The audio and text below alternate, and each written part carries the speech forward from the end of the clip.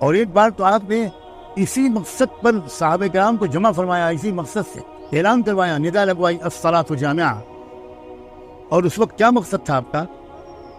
سیدنا تمیم داری رضی اللہ تعالیٰ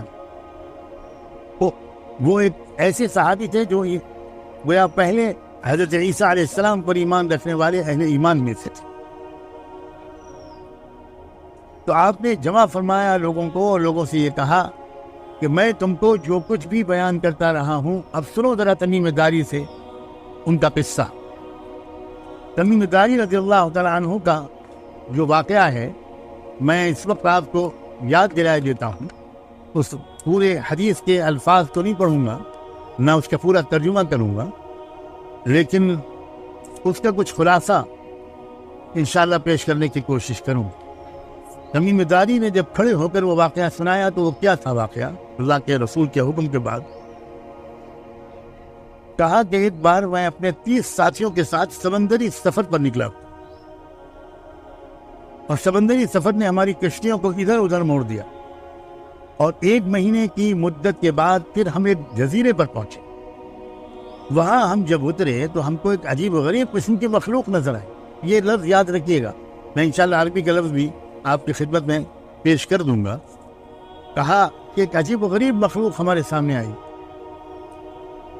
اس کے بہت بڑے بڑے بال تھے، اور اس کے اگلے اور پچھلے حصے میں ہم کوئی فرق نہیں سمجھ پا رہے. ہم نے اس سے پوچھا کہ تم کون ہو؟ تو اس نے کہا میں الجساسہ. ٹھہریے، الجساسہ پوری کائنات کا سب سے بڑا جاسوس. ابھی میں اس کی تشریح کرنے کے بجائے میں ذرا پورا واقعہ سنا دوں.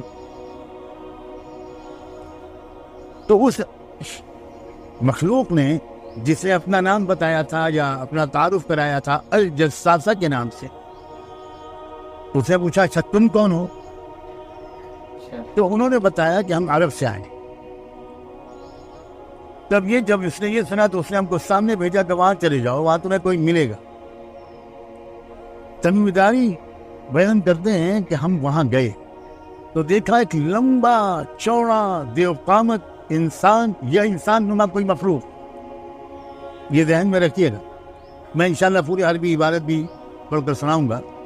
مجھے پوری زبانی یاد نہیں ہے، میں حدیث کے الفاظ میں غلطی ہو جائے گی، اس لیے میں جو میرے سامنے اس کا ٹیکسٹ ہوگا تو میں آپ کو سناؤں. دیو قامت انسان یا انسان نما کوئی مخلوق وہاں زنجیروں میں جکڑی ہوئی. اور بھی تفصیلات آئی، زنجیر ہاتھ اس کے گردن سے بندھے تھے اور کس طرح پیروں تک زنجیریں تھیں. تو حضرت تمیم کہتے ہیں کہ ہم نے پوچھا کہ تم کون ہو؟ اس نے کہا پہلے تم بتاؤ کہ تم کون ہو. ہم نے کہا کہ ہم عرب سے آئے. اس نے کہا اچھا ان پڑھ لوگوں کے علاقے سے، امیین کے علاقے سے؟ تو ہم نے جواب دیا ہاں. اس نے پوچھا کہ بتاؤ کہ ان پڑھ لوگوں کے پیغمبر کا کیا حال ہے؟ تو ہم نے جواب دیا، تمیم داری کہتے ہیں کہ ہم نے جواب دیا کہ وہ مکے سے ہجرت کر کے اب مدینے آ گئے. ان کی قوم نے انہیں بہت ستایا. تو پھر وہ بولا کہ اچھا یہ بتاؤ کہ بیسان کے باغ میں کھجوریں آ رہی ہیں؟ عجیب طرح کا سوال ہے. انہوں نے جواب دیا ہاں آ رہی. یہ باغ جو ہے یہ سیریا میں گولان کی پہاڑیوں کے نیچے ہے، اور یہ جگہ اس وقت گویا گولان کی پہاڑیاں اور اسرائیل کے قبضے میں ہے. وہاں کے بارے میں اس نے پوچھا. اب ذرا خوب دھیان سے سنیے گا کہ وہ کس علاقے کے بارے میں کس معلومات لے رہا ہے. پھر وہ کہنے لگا اچھا ٹھیک ہے، کچھ دن کے بعد یہ کھجوریں آنا بند ہو جائے.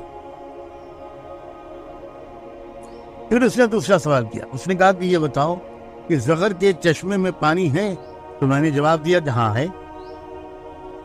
اس نے پوچھا اچھا بتاؤ کہ بحیرہ طبریہ کا کیا حال ہے؟ بحیرہ طبریہ کا کیا حال ہے؟ تو انہوں نے جواب دیا کہ ابھی تو ہے وہ. اس نے کہا کہ اس کا اس چشمے کا پانی بھی ختم ہو جائے گا. یہ سمجھ لیجئے کہ حضرت لوط علیہ السلام کی 2 بیٹیاں تھیں. ایک بیٹی کا نام تھا زغر، ایک بیٹی کا نام تھا طبریہ.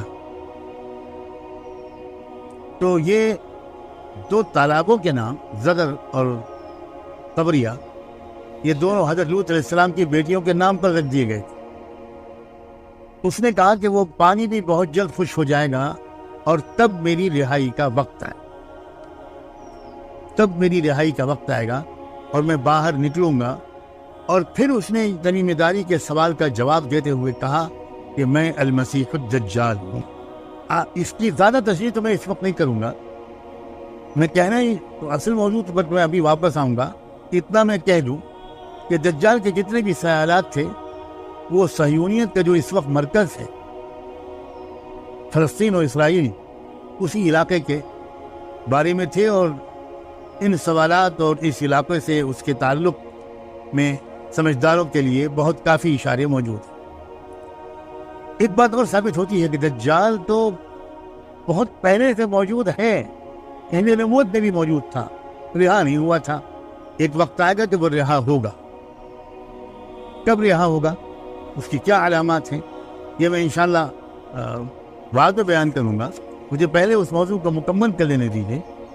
اس تمیم داری کے اس مشاہدے کو اس اہتمام کے ساتھ اللہ کے رسول نے صحابہ کو جمع کر کے جو سنوایا اور بیان کروایا، اس بات کی دلیل ہے کہ علامات قیامت اور بالخصوص دجال کے بارے میں تفصیلی علم ممکن حد تک حاصل کرنے کی امت کو ضرورت، امت میں طلب ہونی چاہیے اور کوشش ہونی چاہیے.